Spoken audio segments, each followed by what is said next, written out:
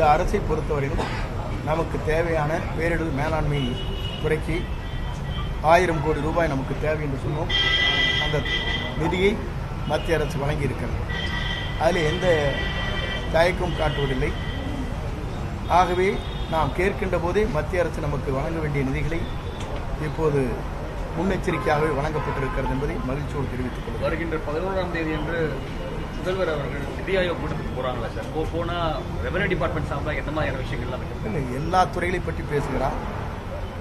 ஒரு துறை அல்ல, தமிழ்நாட்டில் இருக்கிற அனைத்து துறையிலும் என்னென்ன நிவாரணப் பணிகளை செய்ய வேண்டும், மத்திய அரசு நமக்கு நிதிகளை எப்படி வழங்க வேண்டும், மத்திய அரசுக்கு என்னென்ன அனுமதிகளை பெற வேண்டும், கொடுக்க வேண்டும் என்பதெல்லாம் அவர் அங்கே பேசுகிற போது பேசியிருக்க. போன முறை அதைத்தான் பேசிவிட்டு வந்தார். ஆகவே செய்திகளை பொறுத்தவரையிலும் அவர் எடுத்திருக்கிற ஒவ்வொரு முயற்சியில் நீங்கள் கண்காணிக்க வேண்டும். இன்று ஒவ்வொரு நாளும் அவர் எடுக்கின்ற முயற்சிகள் என்பது தமிழ்நாட்டில் வரலாற்றில் இடம்பெற்றிருக்கிற ஒன்றாக இருக்கிறது.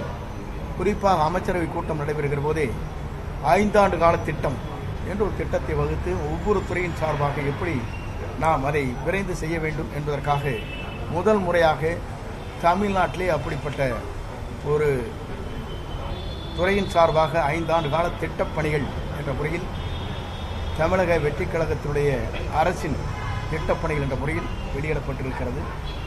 ஆகவே ஒவ்வொரு துறையும் அதற்காக கூர்ந்து கவனித்து துறையின் உயர்மட்ட அதிகாரிகள் இங்கே இருக்கிற அலுவலர் பெருமக்களோடு இணைந்து அந்த பணிகளை நாங்கள் ஆற்ற இருக்கிறோம்.